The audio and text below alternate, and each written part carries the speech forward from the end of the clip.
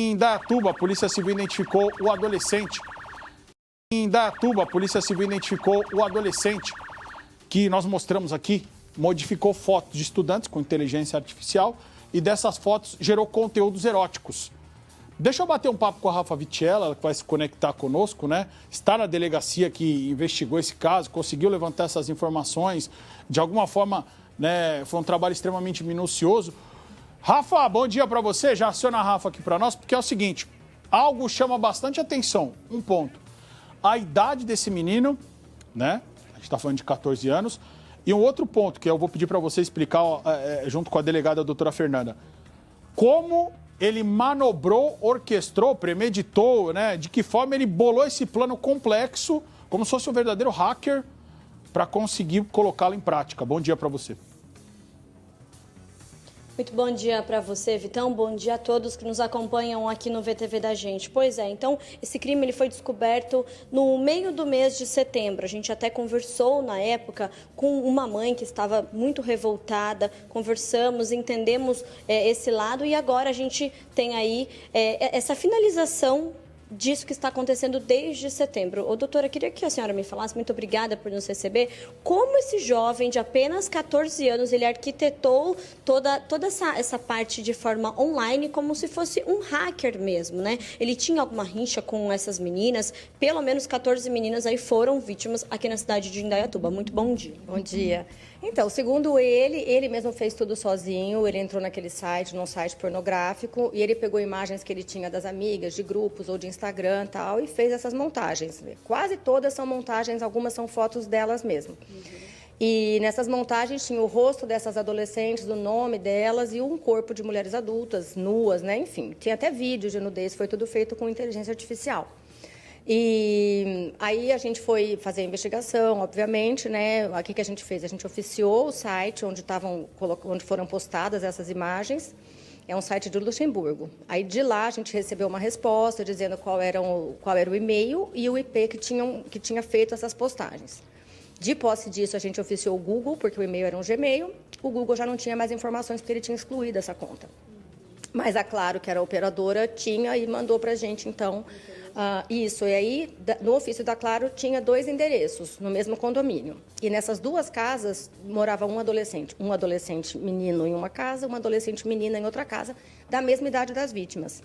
Aí, com base nisso, pedi busca e apreensão, né, judicial, o juiz deferiu agora na segunda-feira e na quarta a gente já cumpriu esse mandado. Foi cumprido simultaneamente nas 2 casas, até para eles não se comunicarem, né? E a gente apurou ali mesmo o garoto confessou e a outra garota da outra casa não tinha nada a ver, ele só tinha usado um dia o Wi-Fi da casa dela.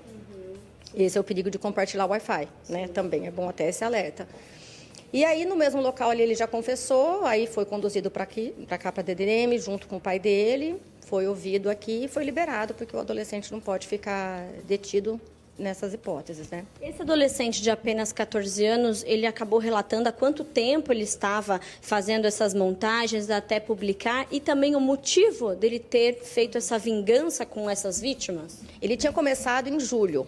Só que elas só descobriram em setembro porque uma outra amiga delas, procurando no Google Imagens tal, encontrou essa imagem e mandou para ela. Tanto que a gente tem 8 edições no nosso BO, porque foram aparecendo cada vez mais vítimas, conforme eles iam olhando no site, né? A motivação, ele disse que ele estudava nesse colégio há muito tempo e aí ele precisou mudar de escola, ir para uma escola estadual. E ele começou a se sentir excluído pelos colegas da escola antiga tal, e aí ele ficou com muita raiva e ele queria se vingar especificamente de 3 amigas dele. E aí, segundo ele, até para disfarçar, porque ele não queria que ligassem a ele, ele já pegou e já botou lá todas as meninas, né, 14, 15 meninas, para tirar o foco dessas 3 que ele realmente queria atingir. E foi a justificativa dele. Ele ficou nervoso quando vocês chegaram até a residência? Ele tentou mentir, dar outras versões? Ou desde o começo ele já acabou relatando que ele fez tudo isso sozinho, assumiu toda a responsabilidade? Não, ficou nervoso, né? Claro. 6 da manhã a polícia batendo na sua porta, eles ficaram assustados. Os pais não tinham ideia, então nem sabiam por que a gente estava lá.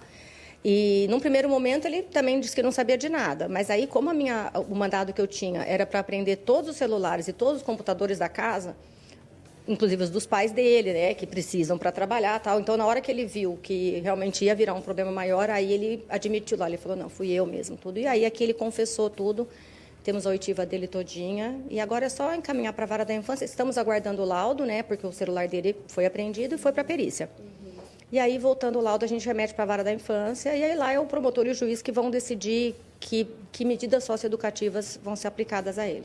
Com certeza. Doutora, é muito importante até você reforçar essa parte de você compartilhar o Wi-Fi, compartilhar o mesmo celular. Isso corre o risco porque a gente acaba se expondo e o celular é uma extensão das nossas responsabilidades, das nossas informações pessoais, né? Que dica que você pode dar para pais, principalmente de jovens, né, menores de idade, como foi o caso dessas jovens entre 15 e 14 anos? Tá, na questão de compartilhar o Wi-Fi, é muito comum, né? Quando vem gente na sua casa, pede a senha, você dá a senha. Mas então assim, o que essa pessoa fizer no celular dela, ali dentro da sua casa, o IP que vai aparecer é o da sua casa. Então, aí você vai ter que demonstrar que você não teve nada a ver com aquilo. Então, a gente orienta a não compartilhar com pessoas com quem você não tinha intimidade, que você não conheça bem, porque a gente nunca sabe o que o outro está fazendo no celular dele. E o segundo alerta que eu faço é no sentido dos pais terem um controle sobre os celulares dos filhos menores, né? Até maiores, às vezes, porque, né? Então, por exemplo, tem que ter uma senha, você tem que estar dando uma olhadinha de vez em quando, né? E eu também oriento muito as meninas, às vezes, porque a gente gosta de postar uma foto mais bonita, normal, faz parte. Só que essas imagens, muitas vezes, são compartilhadas em sites adultos, né? Teve até aquela reportagem do influencer lá do Felca, que ele fala que tem todo um algoritmo e tal. Então, é perigoso. Então, se a gente tentar evitar postar com onde que está o uniforme da escola, que já sabe onde você estuda, eu sei que é difícil, mas o ideal é que a gente divida o mínimo possível da nossa vida pessoal e que os pais realmente fiquem de olho nos celulares dos filhos menores. Muito obrigada, doutora, por nos atender. Imagina, não por isso. Então, essas são as informações que a gente tem até o momento, né? Então, esse jovem aqui da cidade de Indaiatuba fez como se fosse uma vingança a essas meninas e acabou expondo também essas entre 14 e 15 meninas para até tentar desmistificar, para que as pessoas não imaginassem que teria sido ele quem foi. Mas com muita competência, aí a Polícia Civil aqui da cidade de Indaiatuba conseguiu chegar, então, até esse jovem de 14 anos. Assustador isso, né? E sendo sinceramente, né, falando sinceramente, sendo o mais sincero possível e leigo, de certa forma que eu sou tecnologicamente falando, eu não sabia dessa questão do Wi-Fi. Fica o seu IP mesmo, né? O IP é o teu endereço, digamos que é o teu CEP eletrônico, tecnológico do teu Wi-Fi e fica lá registrado, como a doutora realmente citou com muita competência, a doutora Fernanda. E aí um outro ponto que me chamou a atenção, se a doutora pode falar sobre isso também, não é para comprometer, mas é para ela explicar, porque... Primeiro ela oficiou, ou seja, ela entrou em contato com o Google, né? De certa forma, ela pediu chegou para o Google e falou, olha, eu preciso que vocês me ajudem nesse trabalho de investigação. Eu acho que o Brasil ainda precisa ter uma rastreabilidade e uma segurança cibernética de saber aonde tudo aconteceu, principalmente nessas grandes big techs. Eu não sei se ela concorda comigo ou não, porque ela é uma especialista em investigação e pode falar sobre isso. Um caso como esse, se o Google já tivesse a rastreabilidade, conseguisse passar essas informações, o trabalho deles também seria mais facilitado, que é o trabalho da polícia para ajudar. Então, isso ia ser uma pronta resposta. Ainda mais rápido, sendo muito rápida do jeito que foi, mas ainda mais rápida, né?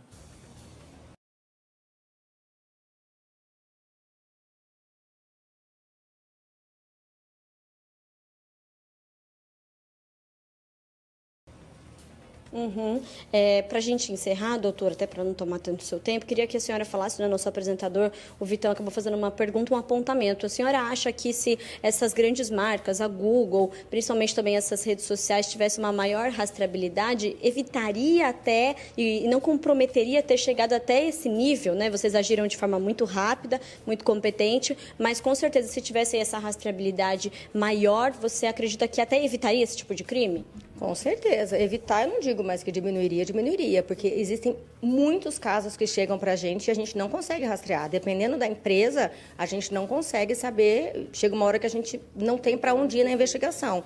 Né? Então, isso ajuda demais, com certeza. Se todos tivessem essa consciência, né, talvez a gente tivesse menos desse tipo de crime de internet, né? Muito obrigada, doutora. Volto com você, Vitão. Obrigado, doutora Fernanda. Obrigado, Rafa Vitchella, na competência da informação. Por que eu falo isso? Vem aqui na 2 comigo, comandante. Porque que é o seguinte, A nossa segurança cibernética, nós tivemos o Marco Civil da internet, muita discussão e depois uma série de outras discussões em relação ao que pode e o que não pode, a possibilidade de